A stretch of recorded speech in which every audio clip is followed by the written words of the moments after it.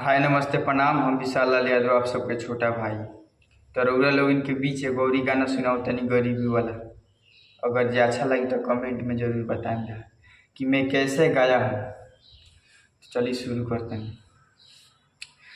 दू पैसा खातिर अब छूटतावे घर हो, जातानी कमाए अब हम तो शहर हो। दू पैसा खातिर अब छूटतावे घर हो, जातानी कमाए अब हम तो शहर हो। केकरा के बाउरी कहीं के कहारा के प्यारा, केकरा के बाउरी कहीं के कहारा के प्यारा।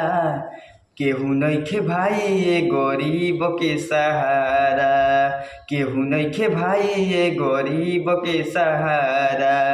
दू पैसा खातिर अब छूटतावे घर हो, जातानी कमाए अब हम तो शहर हो।